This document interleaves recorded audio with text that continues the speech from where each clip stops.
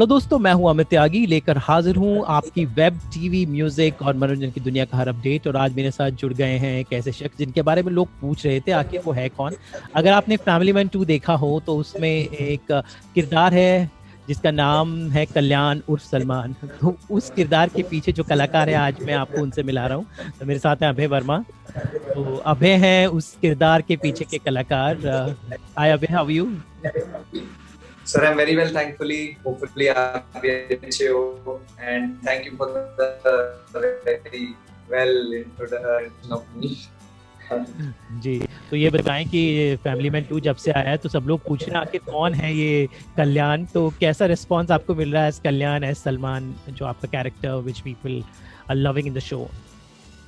मैं actually show release होने से पहले बहुत ज्यादा नर्वस था, बट जब शो रिलीज हुआ लोगों ने इतना प्यार दिया, इतना अप्रिसिएशन दी। बहुत कल्याण और सलमान के लिए अलग अलग अप्रिसिएशन मिली है, क्योंकि कल्याण एक ऐसा कैरेक्टर है जो कि सबके दिलों को भा जाने वाला कैरेक्टर है, और सलमान ऐसा है जो कि दूसरों को नुकसान पहुंचा सकता है। तो कहीं ना कहीं मुझे दोनों के लिए अलग अलग अप्रिसिएशन जो मिली है उसके लिए मैं बहुत ज्यादा शुक्रगुजार हूँ और खुश हूँ, क्योंकि दोनों कैरेक्टर को निभाना, और दोनों इतने अलग अलग कैरेक्टर हैं एक दूसरे से, दोनों के लिए अलग अलग अप्रिसिएशन मिलना बहुत अच्छी बात है। तो उसके लिए मैं बहुत खुश हूँ। तो आखिरकार कैसे, आपने तो बहुत काम किया है, आपने मॉडलिंग की है, आपने कुछ फिल्मों में भी आपने काम किया, कुछ वेब सीरीज, लेकिन ये पर्टिकुलर प्रोजेक्ट क्योंकि ऑलरेडी सीजन 1 आ चुका था, ऑलरेडी इसकी एक फैन बेस, एक पॉपुलैरिटी थी, तो ये कैसे मिला and what attracted you to the role? ये एक्चुअली ऑडिशन की स्टोरी पे हम सीधा जाएंगे। मैंने ऑडिशन दिया इसके लिए, मैं बहुत ही नर्वसनेस से ऑडिशन देने गया था, क्योंकि फैमिली मैन सीजन 1 बहुत हिट था, लोग उनके काम को बहुत सराह रहे थे और सब उसके बारे में बात कर रहे थे। तो मैं भी कहीं ना कहीं एज एन एक्टर सोच रहा था कि काश मैं बस फैमिली मैन 2 का एक पार्ट हो जाऊं। मुझे नहीं पता था इतना इतना अच्छा और मेजर पार्ट में होऊंगा, और उस फैमिली में मुझे इतना अच्छा वेलकम होगा और लोगों की तरफ से मुझे इतना सराहा जाएगा। तो जब मैं उसको ऑडिशन देने गया मैं बहुत नर्वस था। तो उन्होंने मुझे 2 ही टेक मैंने किए और उन्होंने बोला डन। तो मैं बहुत ही घबरा गया कि डन, क्या मैंने ठीक किए, कुछ गलत किए? क्योंकि आप किसी चीज के बारे में अगर आप दिल से चाहते हो कि मैं उस चीज का हिस्सा बनूं तो आप बहुत नर्वस होते हो कि कहीं कुछ गलती ना हो जाए, कुछ एक्स्ट्रा ना हो जाए। तो उस चीज को लेके मैं थोड़ा सा कंसर्न था, लेकिन ऑल इज वेल, सब ठीक हुआ and it turned out to be that I am playing the role. और जब मुझे बोला गया कि मैं कंफर्म हो गया हूँ इस कैरेक्टर के लिए, तो मैं और ज्यादा नर्वस हो गया, क्योंकि एक रिस्पॉन्सिबिलिटी जो थी वो मेरे कंधों पर आ गई थी कि अब आपको इस कैरेक्टर को जस्टिस देनी है, अब जिम्मेदारी और बढ़ गई है, अब उस पर मेहनत करने लग जाओ। तो वो नर्वसनेस कहीं ना कहीं मेरे बहुत काम आई, उसको मैंने मेहनत में तब्दील करने की बहुत दिल से कोशिश की, और जिस तरीके से लोगों ने प्यार अपना दिया है कैरेक्टर्स को लिए और मेरे लिए, मैं दिल से शुक्रिया अदा करता हूँ उसके लिए। तो आपके सबसे ज्यादा सीन धृति यानी कि अश्लेषा के साथ है, तो अश्लेषा भी उनका भी अभिनय काफी उम्दा है। तो किस तरह से आप दोनों, क्योंकि मेन फोकस आप दोनों का ही था, तो किस तरह की केमिस्ट्री आप दोनों ने बिठाई? How did you work out the scenes with each other? क्योंकि 2 एक्टर्स को एक एनर्जी एक्सचेंज करनी बहुत जरूरी है, so how did you work out those energy? Sir बिल्कुल आपने ठीक बात पकड़ी है कि एक्टर्स को अपनी एनर्जी एक्सचेंज करनी है और उनका मेल होना बहुत जरूरी है, क्योंकि तभी वहां पे केमिस्ट्री आती है, तभी वो ऑन स्क्रीन दिखता है कि हाँ ये कैरेक्टर्स एक्चुअली में एक दोनों से प्यार करते हैं। अश्लेषा मेरी बहुत अच्छी दोस्त रही है, पहले भी हम ऑडिशंस पे मिलते रहे हैं और एक कॉन्वर्सेशन हमारी चलती रही है। तो सेट पे वो चीज करनी इतनी मुश्किल नहीं थी, क्योंकि हम एक दूसरे को जानते थे पहले से ही, और सेट पे हम दोनों क्योंकि हम दोनों ही सबसे छोटे थे सेट पे, तो हम थोड़ी बहुत मस्ती, और हमें सब बच्चा समझते थे तो बहुत प्यार भी करते थे, और ऐसा छेड़खानी हम करना, मस्ती करना, तो लोग हमें एक्सक्यूज भी कर देते कि चलो बच्चे हैं। तो एक फैमिली मैन के सेट पे बहुत फैमिली वाला ही माहौल था, considering our director Supan sir and Manoj sir भी थे कुछ वक्त के लिए। तो हम दोनों ने बहुत मस्ती की और हमने एक दूसरे के साथ काम करना में बहुत एंजॉय। तो एक और बात आपको बता दूं, आपके ब्रदर के साथ हमारा शो साजबो बेटिया बहुत दिन से जुड़ा हुआ है, तो आपके ब्रदर हमारे शो पे काफी रेगुलर रहते हैं। तो अच्छा, तो अभिषेक और थोड़ा बताएं कि अभिषेक क्योंकि टीवी के जाने पहचाने चेहरे हैं, तो ये कनेक्शन भी बता दीजिए आपका फिल्मी इस दुनिया से। तो बड़े भैया जो अभिषेक वर्मा, तो वो पहले ही आ चुके थे बॉम्बे, और मैं पानीपत से कुछ साल बाद आया, कुछ 3 साल हो गए मुझे जब बॉम्बे आए। जी लेकिन बॉम्बे आने के बाद एक सबसे बड़ा कंसर्न एक एक्टर का स्पेशली यही होता है कि रहना कहाँ है, खाना कहाँ है, और काम पे कहाँ जाना है। जी तो वो कहीं ना कहीं मैं मानता हूँ कि my brother has been a major support. मैं कहूंगा कि मेरी बैकबोन रहे हैं वो, जो भी मैंने सफर अभी तक तय किया है 3 सालों में। तो उन्होंने मुझे सबके बारे में बताया कि ये करना चाहिए, ये सही टाइम पे ये चीज है, ये चीज आप ऐसे करो, ये चीज आप ऐसे करो। तो एक जो गाइडेंस होती है एज अ गार्डियन, तो वो आपकी लाइफ में होनी कहीं ना कहीं मुझे लगता है कि बहुत जरूरी होती है। बिकॉज आप इस एज में कुछ गलत स्टेप लेते हो जो आपको ठीक लगते हैं, लेकिन आपको बाद में पता चलता है कि वो गलत है। तो कहीं ना कहीं उस तरीके से मैं भाई बहुत ही सपोर्टिव रहे, और उन्होंने सही गलत हमेशा से मुझे बताया है, और मुझे लगता है आगे भी वो हमेशा ही बताते रहेंगे, और मैं हमेशा सीखता रहूंगा उनसे। ऐसा कभी नहीं हो सकता कि मैं उनसे ना सीखूं, और बिकॉज एक्सपीरियंस बहुत बड़ी बात होती है। जिसके पास एक्सपीरियंस होता है वो जानता है कि आगे क्या हो सकता है और क्या होने वाला है, तो वो करेक्ट चीज ही आपको समझाते हैं। सेम गोज विद पेरेंट्स, माँ बाप भी अपने बच्चों का भला ही चाहते हैं हमेशा। वो कभी किसी को गलत गाइड नहीं करेंगे, दूसरों के बच्चों को तो वैसे भी नहीं करेंगे, अपनों को तो बिल्कुल भी नहीं करेंगे। तो कहीं ना कहीं मेरे गार्डियन की तरह रोल ही प्ले किया है बड़े भाई ने, and I am really very thankful कि ऐसे भाई हैं मेरे, और जिन्होंने मुझे हमेशा से ही सपोर्ट किया और मेरे काम में हमेशा हेल्प किया। जी। तो ये बताएं, पानीपत जैसे शहर से मुंबई तक का सफ़र कितना मुश्किल कितना आसान था? क्योंकि आई कैन इमेजिन छोटे शहरों से जब आते हैं सपने बड़े बड़े होते हैं, तो मुंबई में पले बड़े और दिल्ली में पड़े उनकी बात अलग होती है, लेकिन छोटे शहरों में कुछ कर गुजरने की जो एक इच्छा होती है, जो वहाँ के जो टैलेंट होता है, आई am sure I think Kanika मान, अभिषेक, यू, आई मीन पानीपत में कितना भर भर के टैलेंट है।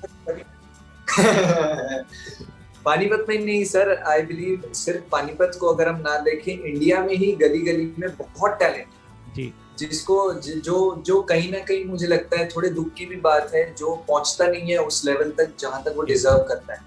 तो मैं बस अपनी तरफ से एक छोटी सी कोशिश करना चाहता था कि जो मेरे अंदर पैशन है, जो मेरे अंदर कुछ है, मैं बस वो दुनिया को दिखाऊं, और मैं उसको अच्छे से दर्शाते हुए लोगों को एंटरटेन कर सकूं। बस मेरा उतना ही मकसद था। पानीपत से आने का जर्नी आप अगर पूछ रहे हैं, तो मैं समझता हूँ कि वो मुश्किल बिल्कुल भी नहीं था। लोग समझते हैं कि ऐसा मुश्किल रहा होगा वहां से यहाँ आना, यहाँ के काम करना, लेकिन मुझे लगता है अगर आप अपने दिल की सुन रहे हो, अगर आप अपना पैशन फॉलो कर रहे हो, तो मुश्किल नाम जो है वो भी आसान हो जाता है। और आसान तो बहुत ही आसान हो जाता है, क्योंकि अगर आप किसी चीज पे दिल से काम करते हो तो आप मेहनत करते रहते हो, उसमें भी आपको मजा आता है। आपको मेहनत नहीं लगती, आपको मेहनत ही आसान लगती है, और वही आपका इन द एंड काम बन जाता है। तो I think it's just a decision away. आपको डिसीजन लेना है, एक कदम आगे बढ़ाना होता है अपने सपने की ओर। सपना 2 कदम बढ़ाता है, मुझे तो ये लगता है। जैसे मैंने 1 कदम मेहनत की, तो मेरे सपने ने 2 कदम मेहनत की मेरे पास आने के लिए। तो आई बिलीव मुश्किल कुछ नहीं होता, सब अपने विल पर होता है, और अपनी विल स्ट्रॉन्ग रखनी चाहिए, तो फिर सब आसान है, कुछ मुश्किल। तो अभी आपकी जो सीरीज देखी, तो मुझे सबसे अच्छा आपका काम का वो सीन जब अच्छा लगा, जब जब धृति उसको मारती है, तो कहीं ना कहीं that was a very, I think, क्योंकि वो एक्चुअली बेचारा एक मतलब सच में हीरो बन जाता है उस वक्त, कि उसने तो प्यार के लिए कुर्बानी दे दी, लेकिन उससे भी बड़ा उसे मिला, तो वो उसी के साथ ही डाइज। तो I think it was a very tough role, but you manage to really pull off. तो किस तरह का ब्रीफ मिला था, कैसे किया आपने? Just tell me something about that, because it was a tough emotion to bring. बिल्कुल ठीक समझा सर आपने। एक सिंगल कैरेक्टर को प्ले करना बहुत अलग बात होती है, और कल्याण और सलमान, यहाँ पर 2 कैरेक्टर्स थे, 2 आइडियोलॉजीज थी, 2 तरीके का दिमाग चलना था।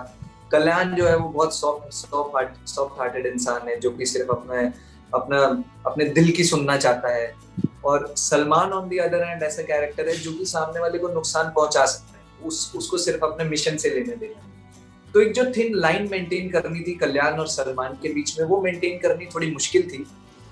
और मैं थैंकफुल हूँ अपने डायरेक्टर्स, अपने प्रोड्यूसर राज डी के सर एंड सुपर्ण सर का, जिन्होंने बहुत ही यूनिक वे में, बहुत ही सिंपल वे में सजेशन देते हुए मुझे अपनी इस वंडरफुल जर्नी फैमिली मैन का जितना भी मेरा स्केड्यूल था, उस वंडरफुल जर्नी पे मेरा बहुत अच्छी तरीके से साथ दिया, और उस जर्नी को और आसान और सिंपल कर दिया, और मुझे बहुत मजा आया इस ये बताओ कितने मैसेजेस आ रहे हैं, लड़कियों के कितने मैसेज आ रहे हैं, because girls are like you और पता नहीं क्या क्या लिखा हुआ है, तो I am sure your female fans must please.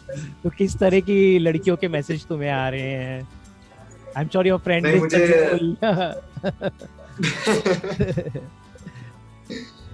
नहीं सर, एक्चुअली जो भी मैसेजेस आते हैं मैं सबका रिप्लाई तो नहीं कर पाता, लेकिन मैं सबका पढ़ता जरूर हूँ, because वो काम ही उन्हीं के लिए कर रहे हैं। तो अगर उन्हीं की नहीं सुनेंगे, जनता की नहीं सुनेंगे कि उनको क्या चाहिए, तो फिर अगली बार वो डिलीवर नहीं कर पाएंगे। तो आई बिलीव मैं पढ़ एक्चुअली सब कुछ रहा हूँ। लोग मुझे पोएम्स भेज रहे हैं लिखकर, खुद लिखी हुई पोएम जो उन्होंने बनाई है वो भेज रहे हैं, बहुत लंबे लंबे मैसेजेस भेज रहे हैं। तो मैं बस शुक्रगुजार हूँ कि लोग अपना वक्त निकाल के, पहले तो उन्होंने सीरीज देखी, दूसरा मेरा नाम ढूंढकर मुझे इतना लंबा मैसेज किया, और उन्होंने बताया, अपने दिल से बताया कि उन्होंने कितना पसंद किया है कल्याण को, सलमान को। और हाँ, आपने ठीक कहा, मैं उस चीज को मना नहीं कर सकता कि फीमेल फैन फॉलोइंग थोड़ी सी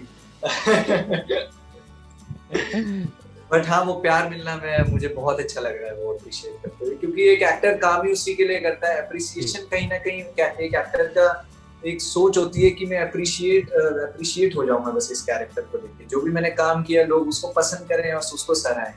तो कहीं ना कहीं वो मुझे 4-5 दिन से, जब से सीरीज रिलीज हुई है, वो मुझे भर भर के ट्रकों में भर भर के प्यार मिल रहा है, और मैं उस ट्रक को ऑफलोड कर रहा हूँ और अपने दिल के किसी कोने में रख रहा हूँ, और उसको बस कोशिश कर रहा हूँ कि किसी और अच्छी कोशिश में तब्दील कर सकूँ, ताकि जो अगला काम आए तो वो स्टैंडर्ड और ऊपर हो।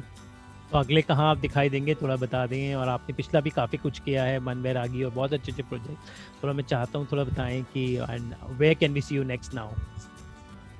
अभी अनप्रेडिक्टेबिलिटी है कोरोना की वजह से, मैं कहूँगा सर, टू बी ऑनेस्ट। तो आने वाले प्रोजेक्ट्स के बारे में तो मैं कुछ बता नहीं पाऊंगा आपको, लेकिन हाँ, मन बैरागी एक फिल्म है जो मेरे दिल के बहुत करीब है, जो कि मैं हमेशा चाहता हूँ कि मेरा काम जो है वो लोगों को इंस्पायर करे और उनकी सोच को कहीं ना कहीं पॉजिटिव वे में बदल दे। तो वो फिल्म उसके ऊपर निर्धारित है, और स्पेशली आई रिक्वेस्ट कि आज के यूथ को वो फिल्म जरूर देखनी चाहिए, वो जब भी आएगी, बिकॉज वो एक इंस्पायरिंग फिल्म है। वो जर्नी है जिसमें एक इंसान खुद को ढूंढता है और पाके उस चीज को कैसे एक अच्छे वे में यूटिलाइज करता है, अपनी पावर को, अपनी थिंकिंग को, अपने माइंडसेट को।